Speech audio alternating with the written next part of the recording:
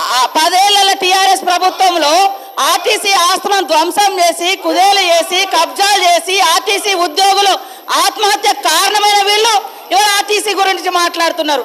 అదే కాకుండా పేదవాళ్ళు ఎక్కేది ఆర్టీసీ బస్సులు. అలాంటి బస్సుల రేట్లు పెంచి ఇవాళ ఆడవాళ్ళు బస్సులలో వస్తే తట్టుకోలేకపోతున్నారు.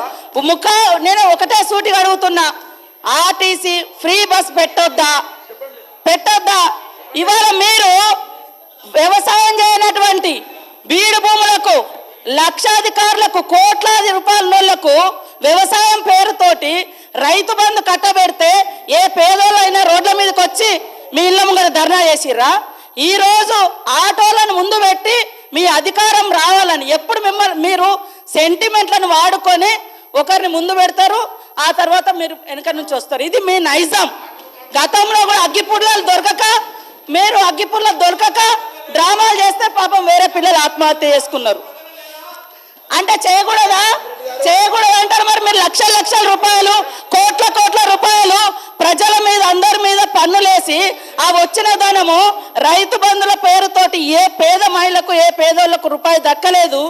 కానీ మీరు మాత్రము లక్షలు ఎత్తుకున్నప్పుడు ఏ పేదోళ్ళన్న రోడ్ల మీదకి వచ్చి మాకెందుకు ఇవ్వలేదని అడిగిచ్చేటట్టుగా మేము రెచ్చగొట్టినామా?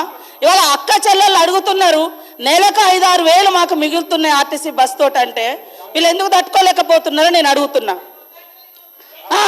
మరి ఎక్కడ ఏం దొరకనట్టుగా అదే మాట్లాడుతున్నారు. మొత్తం వీళ్ళు అన్ని తీసేయండి. కాబట్టి ఆర్టీసీ బస్సులలో మహిళలు ప్రయాణం చేస్తే మీకేం ప్రాబ్లం అది చెప్పండి. ముఖ్యమంత్రి గారిని ప్రసన్నం చేసుకోవడానికి మంత్రులు తాపత్రయపడుతున్నారు. పర్వాలేదు, చాలా పని మంచిగా చేయండి, పర్వాలేదు. అదే కదా మేము అడిగేది ఏంటంటే, మేము చెప్పినాం అధ్యక్ష, నేను ఒక్కరిని మాట్లాడుతుంటే 5 నిమిషాలు కూడా మీరు సమయం ముందే వాళ్ళందరూ మాట్లాడుతున్నారు. అధ్యక్ష వాళ్ళ ఇప్పుడు ముఖ్యమంత్రి గారు ఇంతకుముందు నేను మాట్లాడినప్పుడు సభలో లేరు కాబట్టి వాళ్ళందరూ కూడా కొద్దిగా వక్రీకరణ చెప్తున్నారు. మీరు చేస్తున్న ఏదైతే సబ్జెక్ట్ మీద అధ్యక్ష 13 గ్యారంటీల్లో 13 అంశాల్లో ఉన్న మహిళల బస్సు పథకం ఏదైతుందో దాన్ని మేము ఆహ్వానిస్తున్నాం. దానికి కావాల్సిన బస్సులు పెంచాలని చేస్తున్నాం. వాళ్ళందరూ కూడా మంచిగా బ్రహ్మాండంగా ఈజీగా పోయేటట్టు చూడాలని చూస్తున్నాం. ఏదైతే ఆర్టీసీ గవర్నమెంట్ ఉద్యోగులుగా మేము చెప్పినామో వాళ్ళందరికీ కూడా వెంటనే వాళ్ళకు ఉద్యోగాలు కూడా గవర్నమెంట్ ఉద్యోగస్తులుగా గుర్తించాలని చెప్పి కూడా కోరుతున్నాం. అదేవిధంగా ఇవాళ 6.5 లక్షల మంది ఆటో డ్రైవర్లు ఇవాళ నష్టపోతున్నారు. కాబట్టి చనిపోయిన 21 మంది డ్రైవర్లకు వాళ్ళ యొక్క కుటుంబాలకు దయచేసి 20 లక్షలు ఎక్స్గ్రేషియా ప్రకటించాలని, వారి యొక్క కుటుంబం జీవనం సాగించడానికి 10,000 రూపాయలు ఇవ్వాలని చెప్పేసి ముఖ్యమంత్రి గారిని కోరుతున్నాం. అదేవిధంగా అధ్యక్ష ఇవాళ రైతులకు చనిపోయారు అన్నటువంటి తప్ప ఆటో కార్మికులను రెచ్చగొడతా ఉన్నారు. ఆటో కార్మికులను రెచ్చగొట్టే ప్రయత్నం చేస్తా ఉన్నారు. ఆత్మహత్యల వైపు ఈ సమాజంలో బాధ్యత గల వ్యక్తులం వాళ్ళ సమస్యను పరిష్కరించే విధంగా చెప్పాలి తప్ప ఆటో కార్మికులు ఆత్మహత్యలు చేసుకోమని ప్రేరేపించేటువంటి పరిస్థితి జరుగుతూ ఉన్నది. అలా ఇది మంచిది కాదు సమాజానికి. దయచేసి వాళ్ళు 10 సంవత్సరాలు అన్నప్పుడు ఆర్టీసీ 10 లక్షలు నేను చెప్తున్నా అధ్యక్ష ముందు 60 రోజులు సమయం అయితే పట్టించుకోలే, పిఆర్సీలు ఇయ్యలే, బాండ్స్ ఇచ్చారు, అవి ఇయ్యలే. ఇప్పటికీ ఆర్టీసీ ఆస్తులు వరంగల్ వాళ్ళ పార్లమెంట్ సభ్యుడు పేరు చెప్పొద్దు టైర్ రిటైరింగ్ తీసుకున్నాడు. కరీంనగర్లో మాజీ పార్లమెంట్ సభ్యుడు ఒక మల్టీప్లెక్స్ కాంప్లెక్స్ కట్టుకున్నాడు. ఆర్మూర్ల శాసనసభ్యుడు ఇప్పటికి ఆర్టీసీకి బాగా వాళ్ళ గురించి మాట్లాడితే మళ్ళీ మీకు ఏమైతే ఒకసారి ఆలోచన చేయండి. ఆర్టీసీ రక్షణ మా బాధ్యత. 10 ఏళ్ళు ఎన్నడూ కూడా ఆర్టీసీ కార్మికుల పట్ల ఆలోచించిన వాళ్ళు ఒక రిటైర్డ్ ఎగ్జిక్యూటివ్ డైరెక్టర్ ముఖ్యమంత్రి గారు బంధువు చెప్పిందే చెప్తే మీకు వినబుద్ధి కాకపోతే ఏం చేస్తామే? 4 ఏళ్ళు ఎండీ పెట్టుకున్నారు, 4 ఏళ్ళు మెయింటైన్ పెట్టుకొని ఆర్టీసీని నిర్వీర్యం చేసిన అధ్యక్ష. ఇవాళ నేను చెప్తా ఉన్నా, ఇలా ఆర్టీసీ మంత్రిగా ప్రభుత్వం పూర్తి స్వేచ్ఛ ఇచ్చింది. ఆర్టీసీ సంస్కరణ, అనేకమైనటువంటి సాంకేతిక విప్లవం, నూతన బస్సులు, అదేవిధంగా మహిళలకు పరిష్కరిస్తే మాకు ఎందుకో అర్థమవుతలేదు. ఆ మహిళ మా అక్క చెల్లెళ్ళు గౌరవ శాసనసభ్యులైనా వాళ్ళకు కనీసం ఆలోచన విధానాన్ని మార్పు చేయమని కోరుతా ఉన్నా. మహిళలకు బస్ సౌకర్యం ఇస్తే ఎందుకు ఇబ్బంది అవుతుందో తెలియదు. ఆటోలను రెచ్చగొడతా ఉన్నారు. ఏంది ఆటోలకు గిరాకీ మేము ఎక్కడ తెప్పించాం? ఆటోలకు కూడా మా ప్రభుత్వం ఎన్నికల హామీ ఇచ్చింది. దాని వైపు కూడా ఆలోచన చేస్తా ఉన్నాం. ఆటోలకు న్యాయం చేసే బాధ్యత మాది. దయచేసి లేనిపోని అపవాదు అనవసరమైనటువంటి ఆటో కార్మికులను ప్రేరేపించి అధ్యక్ష వీళ్ళు ఆటోలు ఎక్కిరు అధ్యక్ష. ఆటోలు ఎక్కి బెంజ్ కారు నేను చెప్తే ఫ్యూడలిస్టిక్ మెంటాలిటీ ఉన్న వాళ్ళు ఆటో కార్మికులను అవమానపరుస్తా ఉన్నారు. ఇది మంచిది కాదనేటువంటి మాట మళ్ళొక్కసారి ఆటో కార్మికుల పక్షాన ఒక బీసీ బిడ్డగా అందులో ఉన్నటువంటి వృత్తి చేసుకునే మైనార్టీ ఎస్సీ ఎస్టీ బీసీలను అవమానపరుస్తాను. ఇది మంచిది కాదని మాట మనం చేస్తాను. పల్లా రాజేశ్వర రెడ్డి గారు. మరి మన మినిస్టర్ గారు మాట్లాడుతూ మేము కూడా ఇక్కడ మహిళలను మేము సపోర్ట్ చేస్తున్న మహిళలకు అంటున్నారు అధ్యక్ష. మా పల్లా రాజేశ్వర రెడ్డి గారు మా పార్టీ తరఫున మాట్లాడుతూ స్పష్టంగా చెప్పడం జరిగింది, మహిళలకు ఏదైతే బస్ ఉచితంగా ఇస్తా ఉన్నారో దాన్ని మేము స్వాగతిస్తా ఉన్నాం. కానీ కాకపోతే మహిళలు ఇబ్బంది పడుతూ ఉన్నారు, ఎంప్లాయీస్ ఇబ్బంది పడుతూ ఉన్నారు, కాలేజ్ స్టూడెంట్స్ ఇబ్బంది పడుతూ ఉన్నారు. మళ్ళీ ట్రిప్స్ కూడా తక్కువ అవుతా ఉన్నాయి కాబట్టి దాన్ని పెంచండి. మహిళలకు ఇంకా సౌకర్యంగా ఉండాలంటే బస్సుల శాతాన్ని పెంచాలని వాళ్ళు స్పష్టంగా చెప్పడం జరిగింది. ఇంకోటి అధ్యక్ష, ఆటో డ్రైవర్ల గురించి మాట్లాడుతున్నారు అధ్యక్ష.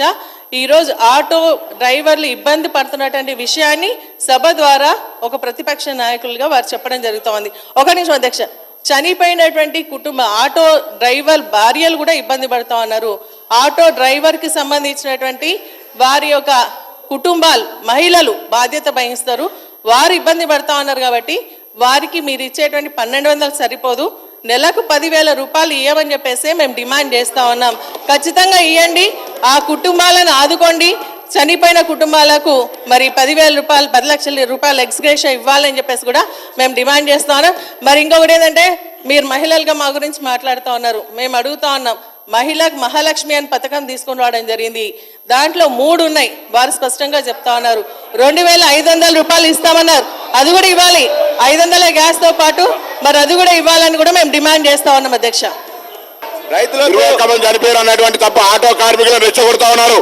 ఆటో కార్మికులను రెచ్చగొట్టే ప్రయత్నం చేస్తా ఉన్నారు. ఆత్మహత్యల వైపు ఈ సమాజంలో బాధ్యత గల వ్యక్తులం వాళ్ళ సమస్యను పరిష్కరించే విధంగా చెప్పాలి తప్ప ఆటో కార్మికులు ఆత్మహత్యలు చేసుకోమని ప్రేరేపించేటువంటి పరిస్థితి జరుగుతూ ఉన్నది. అలా ఇది మంచిది కాదు సమాజానికి. దయచేసి వాళ్ళు 10 సంవత్సరాలు ఉన్నప్పుడు ఆర్టీసీ 10 లక్షలకు నేను చెప్తే అధ్యక్ష ముందు 60 రోజులు సమయం అయితే పట్టించుకోలే, పిఆర్సీలు ఇయ్యలే, బాండ్స్ ఇచ్చారు, అవి ఇయ్యలే. ఇప్పటికీ ఆర్టీసీ ఆస్తులు వరంగల్ వాళ్ళ పార్లమెంట్ సభ్యుడు పేరు చెప్పొద్దు టైర్ రిటైరింగ్ తీసుకున్నాడు.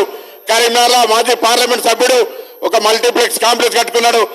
ఆర్మూర్ల శాసనసభ్యుడు ఇప్పటికి ఆర్టీసీకి బాగా వాళ్ళ గురించి మాట్లాడితే మళ్ళీ మీకు ఏమైతే ఒకసారి ఆలోచన చేయండి.